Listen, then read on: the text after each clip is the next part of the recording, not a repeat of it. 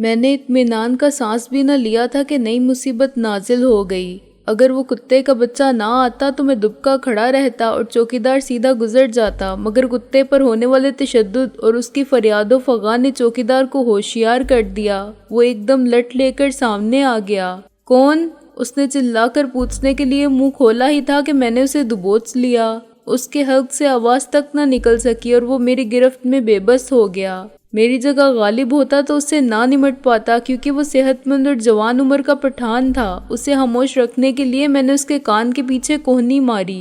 وہ بے سود ہو کے میرے ہاتھوں میں جھول گیا۔ میں نے اسے وہیں لٹا دیا اور بے چینی سے غالب کی واپسی کا انتظار کرنے لگا۔ سب سے زیادہ خوف مجھے حشمتان کے گھر میں کسی کے جاگ اٹھنے کا تھا۔ غالب مسلح تھا اور خدا نہ خواستہ حشمتان مقابلے پر آ جاتا اور بہادری کا مظاہرہ کرتے ہوئے چور کو خود پکڑنے کی کوشش کرتا یا اس پر گولی چلاتا تو خود مارا جاتا۔ یہ ہم میں سے کوئی بھی نہیں چاہتا تھا۔ ہم نے تو یہ طے کیا تھا کہ مقررہ وقت سے آدھا گھنٹہ پہلے حشمتان کے گھر فون کر کے گھر والوں کو نکل جانے کی کہیں گے۔ انہیں صاف بتا دیں گے کہ گھر میں بم رکھا ہوا ہے جو ٹھیک آدھے گھنٹے بعد پھٹ جائے گا۔ بم کو تلاش کرنے میں وقت ضائع نہ کیا جائے۔ بم ایسی جگہ ہے جہاں سے خود بم ڈسپوزل اسکواڈ والے بھی اسے برآمد نہیں کر سکتے۔ غالب 20 منٹ بعد نمودار ہوا اور اس نے اوپر سے ہی ہاتھ ہلایا، جس سے میں نے اندازہ کیا کہ وہ اپنے مشن میں کامیاب رہا۔ اوپر جانے کی نسبت نیچے اترنے کا عمل بہت آسان تھا۔ غالب منڈیر سے لٹکا تو اس کے پاؤں کھڑکی کے چھجے تک پہنچ گئے۔ وہاں سے وہ لٹک کر گلی میں پہنچ گیا اور ہم کوئی بات کیے بغیر چل دیے۔ سب ٹھیک ہو گیا نا؟ میں نے گلی سے نکل جانے کے بعد کہا۔ اوپر کپڑے سکھانے والی الگنی تھی، غالب بولا۔ میں نے رسی کھول لی اور بم کو اس میں باندھ کر آتش دان کی چمنی سے نیچے پہنچا دیا۔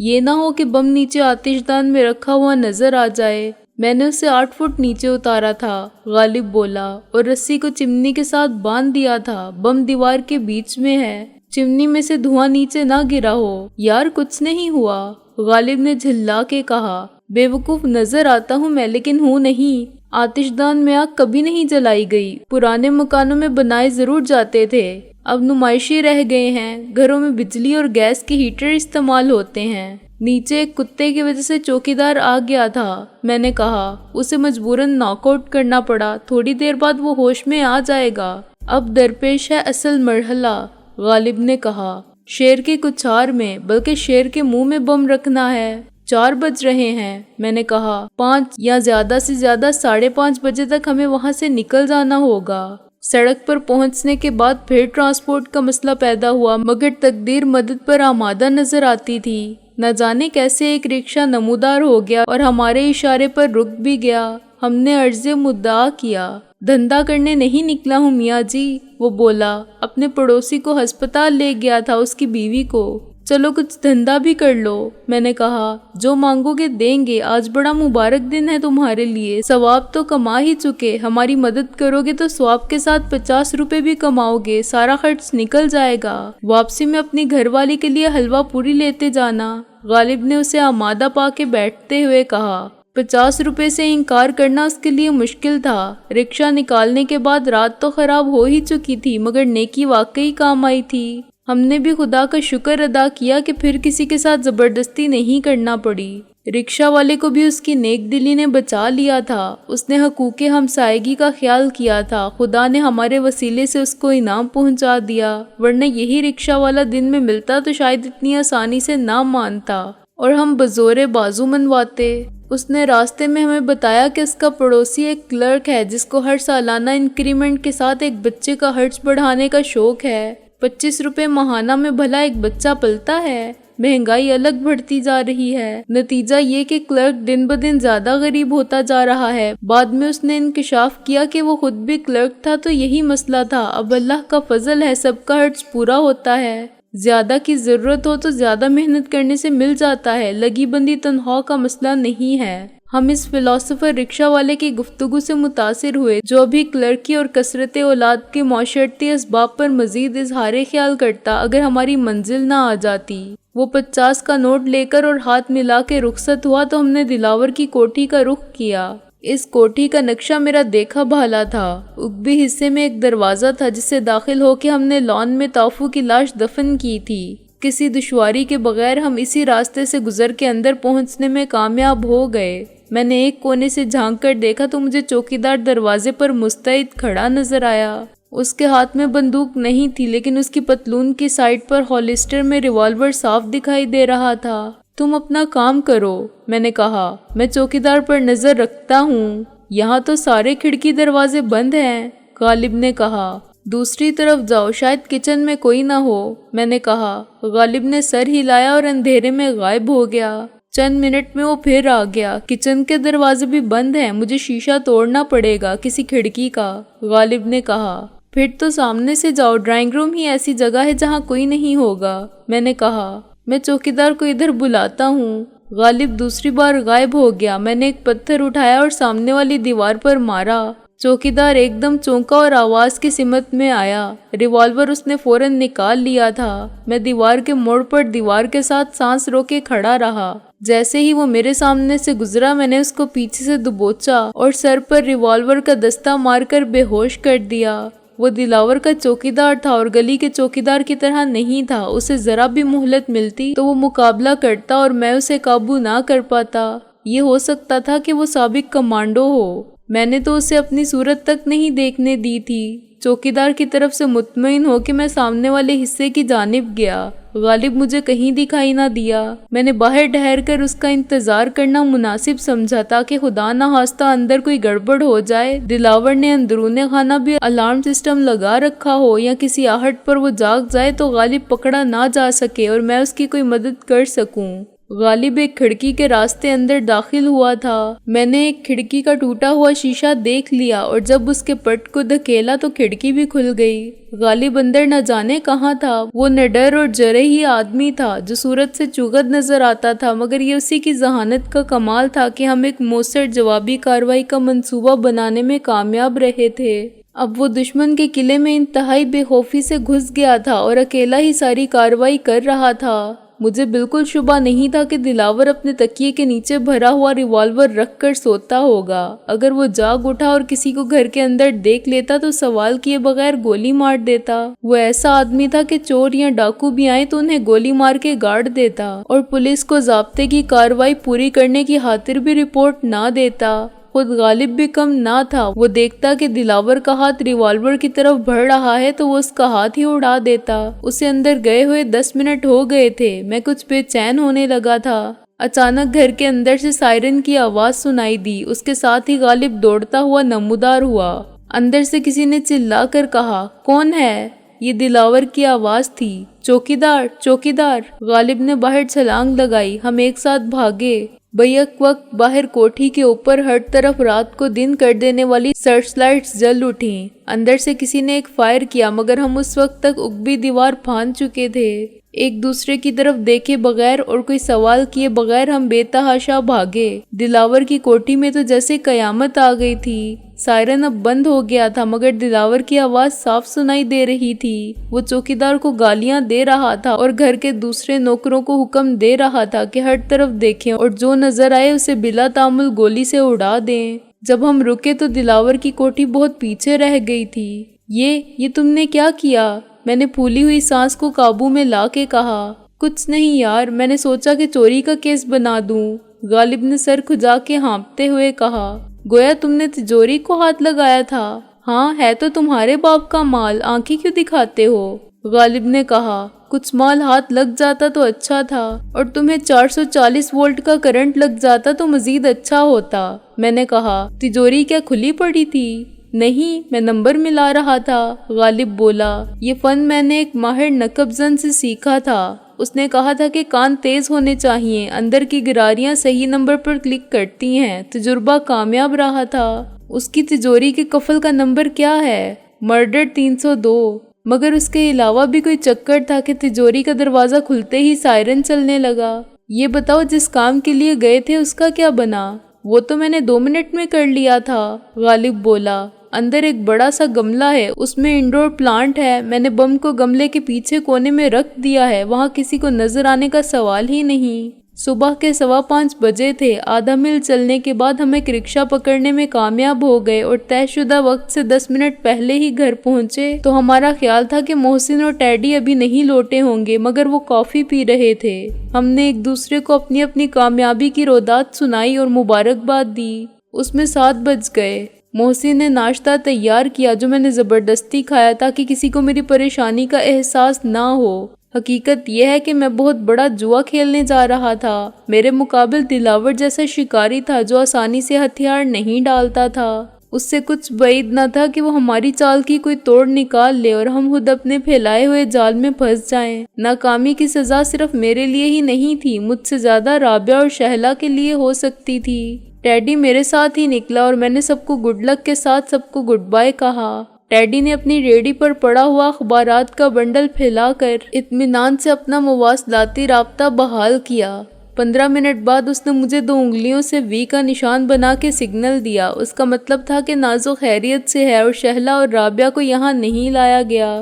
یہ میرے لیے خاصی اطمینان بخش خبر تھی۔ ٹھیک 8 بجے میں شادرہ جانے کے لیے رکشہ میں بیٹھ گیا۔ 8:30 بجے میں اطمینان کے ساتھ MWD کمپلیکس کے دروازے پر اترا۔ فیکٹری میں کام شروع ہو چکا تھا مگر دلاور ابھی نہیں پہنچا تھا۔ اس کے اتنی جلدی آنے کا سوال ہی نہ تھا، مگر میں اس سے پہلے پہنچ جانا چاہتا تھا۔ گیٹ کیپر نے مجھے نہیں پہچانا، وہ کوئی نیا آدمی تھا۔ کیا کام ہے آپ کو چودھری صاحب سے؟ وہ بولا۔ کام کے بچے، میں نے غرا کے کہا۔ جو کام مجھے چودھری صاحب سے ہوگا وہ میں تمہیں بتاؤں گا۔ میں ان کے آفس میں بیٹھوں گا اور ان کے گھر فون کروں گا کہ میں پہنچ گیا ہوں۔ یس سر۔ وہ گھبرا گیا اور اس نے چوکیدار سے کہا کہ میرے لیے دروازہ کھول دے۔ وہ مجھے چودھری دلاور کے کمرے تک لے جانا چاہتا تھا مگر میں نے اسے جھڑک دیا اور کہا کہ مجھے راستہ معلوم ہے۔ میں نے اس کے کمرے میں پی اے کے ساتھ بھی یہی رویہ برقرار رکھا اور اس کا فون اپنی طرف کر لیا۔ پھر میں نے وہ نمبر ملایا جو مجھے دلاور کی طرف سے ملا تھا۔ 20 سیکنڈ بعد کسی نے ریسیور اٹھا لیا۔ ہیلو، میں سکندر بخت بول رہا ہوں، میں نے کہا۔ مجھے چودھری دلاور کا پیغام ملا تھا، میں ان سے بات کرنا چاہتا ہوں۔ اس کے پی اے نے پلک جھپکتے میں دراز سے ریوالور نکال لیا۔ اس توپ کے دھانے کا رخ اپنی طرف کر لو۔ میں نے اس سے پہلے اپنا ریوالور نکال لیا۔ پی اے کا ہاتھ رک گیا۔ موٹاپے کے باعث وہ میری طرح پتلا نہیں تھا۔ کہاں سے بول رہے ہیں آپ؟ ٹیلی فون پر دوسری جانب سے کسی کی زنانہ آواز میں سوال کیا گیا۔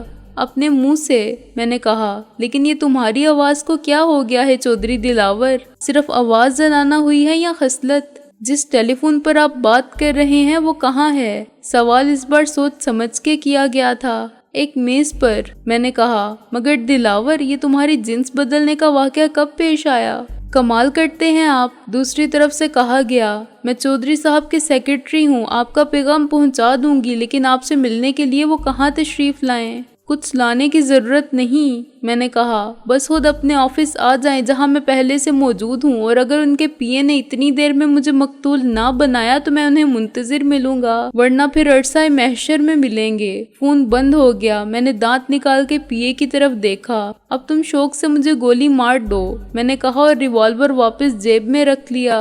پی اے خونہ شام نظروں سے مجھے گھور رہا تھا مگر الجھن کے آثار اس کی صورت سے عیاں تھے۔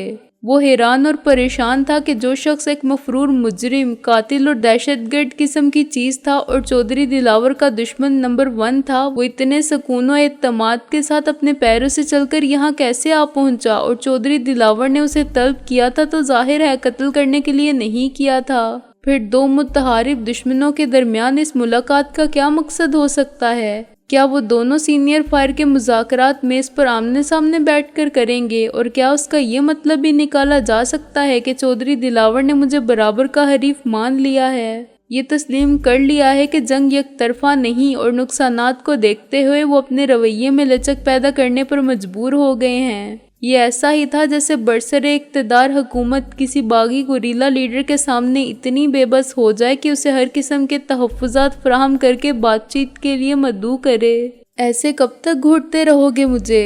میں نے کہا۔ میں واقعی زندہ سکندر بخت ہوں، اس کی روح نہیں ہوں۔ شاید تمہیں حیرت ہے کہ میں زندہ کیسے ہوں۔ مجھے افسوس ہے کہ تم اب تک کیوں زندہ ہو، پی اے نے کہا۔ جب چور، ڈاکو، اسمگلر اور وطن فروش زندہ ہیں، شیطان صفت انسان زندہ ہیں، خوش آمدید چمچے اور الو کے پٹھے زندہ ہیں، میں نے مسکرا کے کہا۔ یہاں تک کہ سور کے بچے اور کتے کے پلے زندہ ہیں تو پھر میں کیسے مر سکتا ہوں؟ فانوس بن کے جس کی حفاظت ہوا کرے، وہ شمع کیوں بجھے جسے روشن خدا کرے؟ کیسا شعر ہے؟ وہ سمجھ گیا تھا کہ یہ سارے استعارے میں نے کس کے لیے استعمال کیے ہیں، مگر اس سے پہلے کہ وہ کچھ بولتا ٹیلی فون کی گھنٹی بجنے لگی۔ پی اے نے ریسیور اٹھایا اور میری طرف بڑھا دیا۔ ہاں بھائی اپنے سکندر صاحب، اچھا کیا تم نے ہماری بات مان لی، چودھری دلاور کی آواز آئی۔ مگر یار یہ تم دفتر کیوں چلے گئے؟ جہنم میں شاید میری اور تمہاری ملاقات نہ ہوتی۔ وہ ہنسا۔ ابھی تک مسخری کی عادت نہیں گئی تمہاری۔ میں تم سے ملنے کے لیے آدھے گھنٹے میں آ رہا ہوں، مگر ایک بات تو بتاؤ، کیا تمہیں کوئی خطرہ محسوس نہیں ہوتا؟ فرض کرو اس سے پہلے ہی پولیس آ پہنچے۔ چودھری صاحب، کیا دشمن کو کمزور سمجھنے والے کو عقل مند مانا جا سکتا ہے؟ نہیں، کمزور آدمی بھلا دشمنی کا حوصلہ کہاں رکھتا ہے؟ وہ بولا۔ پھر کیا تم نے مجھے کمزور اور احمق سمجھا تھا کہ یہ سوال کیا؟ میں نے کہا، خطرہ تو ایک احساس کا نام ہے۔ آدمی سڑک پر چلتے ہوئے ڈرے کہ کہیں وہ حادثے کا شکار نہ ہو جائے، بند کمرے میں ڈرے کہ کہیں چھت اس پر نہ آ گرے، موت سے ڈرے۔ موت کا ایک دن معین ہے اور اس کے بارے میں نہ تم جانتے ہو نہ میں کہ آج کا دن کس کی موت کے لیے متعین ہے۔ خطرہ تو تمہارے لیے بھی ہے اور ہر طرف ہے، مگر تم اس کے احساس سے دور رہنا چاہتے ہو، یقین نہیں کرنا چاہتے کہ میری طرح تم بھی غیر محفوظ ہو۔ مگر کیا حقیقت کو تسلیم نہ کرنے سے حقیقت بدل جاتی ہے یا اس کا وجود باقی نہیں رہتا؟ کیا تم مجھے دھمکی دے رہے ہو؟ میرا مطلب ہے ڈرا رہے ہو؟ نہیں، میں تمہیں سمجھا رہا ہوں کہ ڈرنے کی کوئی بات نہیں، تم مجھ سے ملنے آ سکتے ہو۔ میں نے کہا، تمہارے لہجے اور تمہاری باتوں سے اندازہ ہوتا ہے کہ تم اپنی حفاظت کا انتظام پہلے سے کر کے آئے ہو۔ کیا مجھے ایسا نہیں کرنا چاہیے تھا؟ میں نے کہا۔ جواب میں وہ صرف ہنسا اور اس نے فون بند کر دیا۔ میں سمجھ گیا کہ اس نے مجھ سے بالواسطہ رابطے کے لیے کسی اور کا فون استعمال کیا تھا۔ اگر میں خود ہی نہ بتاتا کہ میں سکندر بخت ہوں تو مجھ سے پوچھا جاتا کہ میں کون ہوں، اور غلط نام بتاتا تو دوسرا سوال یہ ہوتا کہ مجھے کس سے بات کرنا ہے۔ وہ فون نمبر کسی ایسے شخص کا ہوگا جس کی ظاہری حیثیت عام لوگوں کی نظر میں بہت معتبر اور شبے سے بالاتر ہوگی، لیکن وہ درمیان کا آدمی ہوگا۔ اس طویل زنجیر کی ایک کڑی جس کا ایک سرا دلاور تھا تو دوسرا مشرقی پاکستان کا کوئی دہشت پسند ٹولہ جو علیحدگی کے جذبات کو ہوا دینے کے لیے صوبے کے طول و عرض میں تخریب کاری میں مصروف تھا۔ مجھ سے کسی عورت نے بات کی تھی جس کا لب و لہجہ ہرگز سیکرٹری والا نہیں تھا۔ وہ کسی کی بیوی یا گھر کی کوئی عورت تھی۔ اگر وہ بھی صف مجرمہ میں شامل نہیں تھی تو اس کو اتنا ہی بتایا گیا ہوگا کہ سکندر بخت نام کا کوئی شخص کبھی چودھری دلاور سے بات کرنا چاہے تو دلاور کو فلاں نمبر پر پیغام دے دیا جائے۔ درمیان میں نمبروں کا سلسلہ دراز بھی ہو سکتا تھا، لیکن یہ احتیاط اتنی زیادہ اہم اور ضروری نہیں تھی۔ نمبر مجھے یاد تھا اور میں کسی بھی وقت معلوم کر سکتا تھا کہ یہ کس کے گھر کا نمبر ہے۔ چودھری صاحب تم سے ملنے آ رہے ہیں، پی اے نے بے یقینی کے ساتھ کہا۔ یا تم مجھے یک طرفہ ڈائلاگ سنا کے بے وقوف بنا رہے تھے؟ اللہ نے تم کو دلاور کا پی اے بنا دیا، تم کو بے وقوف بنا کے وقت ضائع کون کرے گا؟ میں نے کہا اور ریوالور پھر جیب میں رکھ لیا۔ میں تم کو اتنا بے وقوف نہیں سمجھتا۔ کتنا؟ اپنے برابر یا اپنے باس کے برابر؟ میں نے کہا۔ میری بات مت مانو، تم سے میری کوئی ذاتی دشمنی نہیں، پی اے نے کہا۔ وہ دلاور ہی کا ہم عمر لیکن نسبتاً عیار نظر آنے والا آدمی تھا جس سے میری بارہا ملاقات ہو چکی تھی، مگر ہم نے کبھی اس طرح گفتگو نہیں کی تھی۔ مگر اب ظاہر یہ ہوتا تھا کہ اس کو بھی میرے تمام معاملات اور حالات کا علم ہو چکا ہے۔ تم کو کچھ کہنا ہے تو بلا تمہید کہہ ڈالو، میں نے کہا۔ مجھے تم اچھا آدمی نہیں سمجھتے، وہ بولا۔ ٹھیک ہے، میں اچھا آدمی نہیں ہوں، بننا چاہتا تھا مگر بن نہیں سکا، اب بننا بھی چاہوں تو بن نہیں سکتا، لیکن اصل بات یہ ہے کہ میں مطمئن ہوں اور دنیا کی پرواہ نہیں کرتا، کیونکہ مجھے دوسرے بھی زیادہ مختلف نہیں لگتے۔ مجھے پیسے کی ضرورت تھی اور پیسہ مجھے ضرورت سے زیادہ ہی مل رہا ہے۔ تمہارے نامہ اعمال میں تو اندراج کی جگہ نہیں بچی ہوگی۔ اصل مقصود تمہارا زاد آخرت دلاور کے بینک بیلنس سے زیادہ ہے یا کم؟ میں نے کہا، یہ پیسہ میرے کام نہیں آ رہا ہے، اس سے میری بیوی بچوں کو معاشرے میں عزت ملی ہے، آسائش کی زندگی ملی ہے، وہ خاصے بڑے گھر میں رہتے ہیں، ہمارے پاس ایک کار ہے اور ہم بیمار ہوں تو بہترین علاج کروا سکتے ہیں۔ ان کو نہیں معلوم کہ یہ پیسہ صرف پی اے کی تنخواہ نہیں ہوتا، وہ تو سمجھتے ہیں کہ میرا سیٹ بہت سخی اور فراخ دل ہے اور میری خدمات کا بہت صلہ دیتا ہے، اتنا کہ کہیں اور مل ہی نہیں سکتا۔ میرے کام کچھ نہیں آتا، میں دل کا مریض ہوں، ہائی بلڈ پریشر سے دل بڑھ گیا ہے اور یہ مرض قابل علاج نہیں۔ ڈائبٹیز کے ساتھ مل کر یہ مرض جان لیوا ہو جاتا ہے، میں کچھ کھا ہی نہیں سکتا، نہ نمکین نہ میٹھا۔ اس عمر میں لباس بھی کیا پہنوں؟ یار دوست کبھی تھے نہیں، سگریٹ شراب حرام ہی نہیں ممنوع ہیں، چنانچہ پیسہ دوسروں کی ضرورت ہے جسے میں پورا کرنے پر مجبور ہوں۔ اس پیسے نے میرے ایک بیٹے کو ڈاکٹر بنانے اور بیٹی کو عزت سے رخصت کرنے میں میری مدد کی، دوسرے بیٹے کو ریڈیو شاپ قائم کرنے میں مدد دی۔ میں اس پیسے کے بغیر کچھ نہ ہوتا، میری اولاد اپنے پیروں پر اس طرح نہ کھڑی ہوتی۔ چنانچہ میں اس پیسے کی خاطر سارے گناہ اپنے کھاتے میں ڈال رہا ہوں اور ساری خوشیاں ان کو دے رہا ہوں۔ وہ گناہ گار نہیں ہیں کیونکہ وہ اس پیسے کو جائز اور حق حلال کی کمائی سمجھ کے خرچ کرتے ہیں۔ اگر ان کو اس بات کا یقین نہیں ہوتا تو وہ میری دل سے کبھی عزت نہ کرتے۔ میں گناہ سمجھ کے پیسہ کماتا ہوں اور جہنمی ہوں، لیکن جس سے پیسہ ملتا ہے اس کا وفادار بھی ہوں۔ تم اچھے آدمی ہو میں جانتا ہوں، لیکن تم میرے مالک کے دشمن ہو، اس لیے تم مجھ سے بھی نفرت کرتے ہو۔ یہ نفرت میں نے ہمیشہ محسوس کی ہے، مگر تم نے کبھی انسانوں کی مجبوری کو محسوس نہیں کیا۔ تم یہ سمجھ ہی نہیں سکتے کہ نیکی کے راستے سے آدمی جب چاہے بدی کے راستے پر چلنے لگے، مگر جس راستے پر میں ہوں اسے چھوڑنا میرے لیے ناممکن ہے۔ آج میں تم کو یہ سب اسی لیے بتا رہا ہوں کہ تم مجھے اپنا دشمن مت سمجھو، لیکن تم میرے دوست بھی نہیں ہو سکتے۔ میں نے اس بھاری بھرکم اور مجبور و معذور شخص کو افسوس سے دیکھا۔ دوست کیسے ہو سکتا ہوں؟ وہ بولا، اگر ابھی چودھری صاحب آ کے مجھے حکم دیں کہ تمہیں شوٹ کر دوں تو میں ان کا حکم مانوں گا۔ تم نے تو ان کا حکم ملنے سے پہلے ہی ریوالور نکال لیا تھا۔ کوشش ضرور کی تھی، میں نے طنز سے کہا۔ میں اپنی حفاظت کے خیال سے غافل نہیں رہ سکتا، خصوصاً اسے دیکھ کر جو مجھے اپنا دشمن سمجھتا ہو۔ میرا یہ رد عمل فطری تھا، وہ بولا۔ اس کے علاوہ مجھے حکم تھا کہ تم کبھی اندر نظر آؤ تو تمہیں گولی مار دوں۔ پھر تم نے ماری کیوں نہیں؟ میں نے حیرانی سے کہا۔ اب مار دو، تمہاری بات سننے کے بعد یہ ضروری نہیں رہا، وہ بولا۔ تم جوان آدمی ہو، پڑھے لکھے ہو، بے شک دلاور نے تم سے تمہارا حق چھینا، مگر بازوؤں میں دم ہو تو آدمی نئی دنیا آباد کر لیتا ہے۔ تم یہاں موت کو گلے لگانے کیوں آ گئے؟ تم مجھے مشورہ دے رہے ہو کہ میں بھاگ جاؤں؟ میں نے کہا۔ ہاں، تم ہر طرف سے محصور ہو، کیا یہ بات تم نہیں جانتے؟ وہ بولا۔ آج میں پہلی بار غداری کا مرتکب ہو رہا ہوں۔ غالباً یہ کمزوری اس بات کا اشارہ ہے کہ میرا وقت قریب ہے اور قدرت مجھے نیکی کمانے کا ایک موقع دینا چاہتی ہے۔ سنا ہے بعض اوقات نامہ اعمال کی ایک نیکی سارے گناہوں کی سیاہی دھو ڈالتی ہے۔ تمہارے بارے میں سب کو ایک جیسے احکامات ملے ہوئے ہیں، اب تم جانا بھی چاہو گے تو نہیں جا سکو گے۔ پھر تم یہ مشورہ دے ہی کیوں رہے ہو؟ میں نے کہا۔ تم جانا چاہو تو میں تمہاری مدد کر سکتا ہوں۔ وہ آہستہ سے بولا۔ مجھے ہینڈز اپ کرواؤ، میرا ریوالور لے لو۔ اس نے ریوالور نکال کے میرے سامنے رکھ دیا، پھر مجھے دھکیلتے ہوئے ڈھال بنا کے آگے لے جاؤ۔ میں سب کو منع کر دوں گا کہ گولی نہ چلائیں ورنہ میں مارا جاؤں گا۔ سڑک تک مجھے ایسے ہی لے جاؤ، پھر ناک آؤٹ کرو اور بھاگ جاؤ، آگے اللہ مالک۔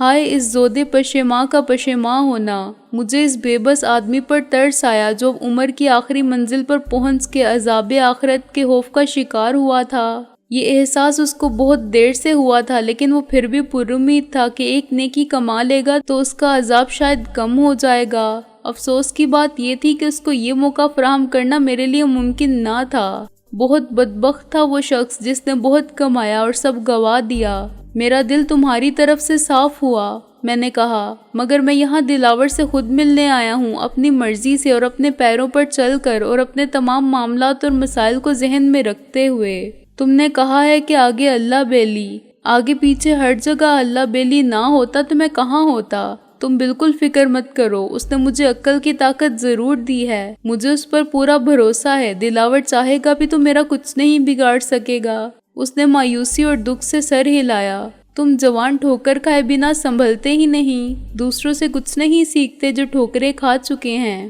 اپنے تجربات کے بغیر اپنی زندگی ایسی ہی ہے جیسے چابی کے کھلونے کی زندگی۔ میں نے کہا، میں دوسروں کی عقل کی چابی سے نہیں، اپنی مرضی سے چلنا ضروری سمجھتا ہوں تاکہ مجھ میں اور کھلونے میں کچھ فرق رہے۔ تمہاری مرضی، مگر یوں نہ بیٹھو میرے سامنے، وہ بولا۔ کم سے کم ریوالور نکال لو، دلاور آتا ہی ہوگا۔ میں نے اس کی یہ خواہش پوری کرنے میں کوئی مذائقہ نہ سمجھا، حالانکہ اس وقت میری نگاہ کو ایک تصویر نے متوجہ کر لیا تھا۔ یہ تصویر ڈاکٹر حکیم کی تھی۔ اس کے ساتھ ہی خبر تھی کہ البرٹ وکٹر ہاسپٹل کا ایک ملازم کل اس وقت ایک تیز رفتار گاڑی کی ٹکر سے شدید زخمی ہو کے انتقال کر گیا جب وہ ڈیوٹی پر حاضر ہونے کے لیے جا رہا تھا۔ متوفی کے بارے میں ہسپتال کے ذرائع نے بتایا کہ وہ جعلی اسناد پیش کر کے ملازمت حاصل کرنے میں کامیاب ہو گیا تھا، لیکن سینئر ڈاکٹر اس پر اپنے شک کا اظہار کر چکے تھے۔ اس کو ملازم ہوئے ابھی 1 مہینہ ہی ہوا تھا اور ہسپتال میں اس کے لواحقین اور اس کے رہائشی پتے کا کوئی ریکارڈ بھی نہیں ہے۔ لاش کو پولیس نے میو ہسپتال پہنچا دیا تھا، لیکن رات گئے تک اس کا کوئی وارث ہسپتال نہیں پہنچا تھا۔ پولیس نامعلوم گاڑی کا سراغ لگانے کی کوشش کر رہی ہے۔ مزید انکشافات کی توقع ہے۔ خبر پڑھ کر میرا دماغ چکرا گیا۔ تصویر اسی شخص کی تھی جس سے میں اور رابعہ ہسپتال میں ملے تھے، جو انتہائی پراسرار طریقے پر سائے کی طرح ہمارے ساتھ لگا ہوا تھا اور جس نے اپنی ناکامی پر مشتعل ہو کے ہم پر گولی چلانے سے بھی دریغ نہیں کیا تھا، اور اس بات کا خیال بھی نہیں کیا تھا کہ ہسپتال کے کسی ڈاکٹر کا مسلح ہو کے آنا اور یوں فائرنگ کرنا ہی اس کی حیثیت کو مشتبہ بنا دیتا ہے۔ بلا شبہ اس کو ناکامی کی سزا دی گئی تھی اور سزا دینے والے بھی وہی شکاری تھے جن کے جال کو ہم نے کاٹ دیا تھا۔ لیکن زیادہ چونکا دینے والی بات یہ تھی کہ خبر میں حادثے کا وقت دوپہر کے قریب بتایا گیا تھا۔ دوپہر کے بعد تو لاش مردہ خانے پہنچ چکی تھی، مگر ہم نے اس شخص کو رات کے وقت زندہ دیکھا تھا۔ پھر کیا اس کی روح مردہ خانے سے اٹھ کر وہ فرض پورا کرنے آ گئی تھی جو زندگی میں پورا نہ ہوا تھا؟ نہ مجھے اپنی عقل اور بصارت پر شبہ تھا اور نہ رابعہ انکار کر سکتی تھی کہ تصویر اسی شخص کی نہیں ہے۔ دن میں مرنے والا رات کو ہمیں زندہ نظر آیا تو یقیناً اس خبر میں کوئی گھپلا تھا۔ پہلی بات تو میں نے یہ دریافت کی کہ خبر کسی سٹاف رپورٹر نے نہیں دی تھی بلکہ پریس ریلیز تھی۔ ایک حادثے کے بارے میں اخباری نمائندوں کا ذریعہ اطلاعات تھانہ ہوتا ہے۔ یہاں ہسپتال اور خبر سٹاف رپورٹر کے حوالے سے شائع کی جاتی ہے۔ حادثہ بڑا ہو، مثلاً ریل یا بس کا، تو خبر رساں ایجنسی کا حوالہ ہوتا ہے، مگر کوئی ہسپتال کسی مرنے والے کے بارے میں پریس ریلیز جاری نہیں کرتا۔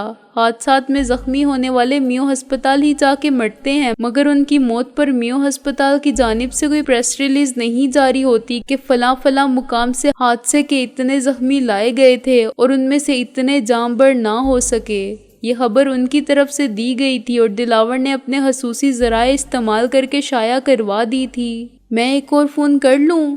میں نے کہا اور پی اے کی مرضی کے مطابق ریسیور کو انتہائی جارحانہ انداز میں اس کی جانب رکھا۔ کر لو، مگر خیال رکھنا کہ دلاور آتا ہی ہوگا، وہ بولا۔ میں نے سر ہلایا اور ڈائریکٹری سے البرٹ وکٹر ہاسپٹل کا نمبر تلاش کر کے ملایا۔ ہیلو، کسی نے سخت بیزار لہجے میں کہا۔ مجھے اس خبر کے بارے میں؟ ارے بابا، ہم تو صبح سے 10 بار بتا چکے ہیں کہ خبر غلط ہے، کوئی ڈاکٹر حکیم وید ہمارا ملازم نہیں تھا۔ بیزار شخص چلانے لگا۔ اور نہ ہم نے یہ پریس ریلیز دی ہے۔ اب سارا دن سارا شہر ہم سے پوچھتا رہے گا، ہم کیا کریں؟